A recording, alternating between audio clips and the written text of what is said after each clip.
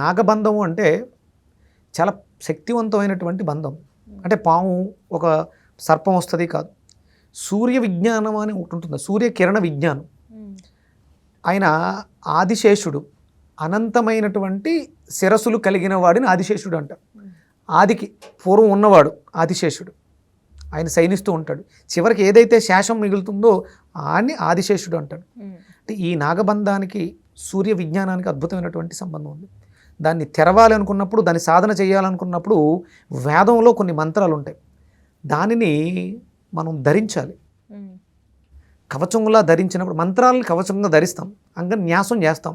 బ్రహ్మాత్మనే అంగుష్టాభ్యాన్మహ వరేణ్యు విష్ణాత్మనే తర్జనీభ్యాన్మహ ఇలా అంటే మనం ఈ మంత్రాలతో ఒక కవచాన్ని ధరిస్తాం. తత్సవితుర్ బ్రహ్మాత్మనే హృదయాయ నమః వరేణ్యు విష్ణాత్మనే శిరసే స్వహ భర్గో దేవసరుద్రాత్మనే కవచాయ హోం దియో యోనః జ్ఞానాత్మనే నేత్రాయ విషటు ప్రచోదయ సర్వాత్మ అస్త్రాయ ఫట్ భూర్భువస్సోరోమిది దిగ్బంధ అన్నప్పుడు ఒక అద్భుతమైనటువంటి కవచం మనతో ఉంటుంది. ఇవి కేవలం అంటే గాయత్రి మంత్రం చేయడానికి చేసినప్పుడు వచ్చే శక్తిని లోపల నిలువరించుకోవడానికి చేసేటువంటి బంధనం. ఇది ఒక శక్తిని, ఒక శక్తి నుంచి, అది దుష్టశక్తి కావచ్చు, దైవశక్తి కావచ్చు. దైవశక్తిని స్వీకరించాలన్న ఇప్పుడు కరెంటు మనకు తెలిసిందే, డైరెక్ట్గా వెళ్ళి పట్టుకుంటే షాక్ కొడుతుంది. అందుకని ఏం చేస్తాం, చెప్పులు వేసుకుంటే షాక్ కొట్టదు. అదే ఇంకొంచెం డెన్సిటీ ఎక్కువ ఉన్నప్పుడు గ్లౌజెస్ కూడా వేసుకుంటాం. అలాగే దైవశక్తి అనేది దైవం మంత్రాధీనం, మంత్రం యంత్రాధీనం.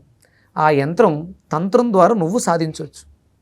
ఆ తంత్రాన్ని అక్కడ ప్రయోగించి ఆ 7వ గదిని కాపాడుతున్నారు.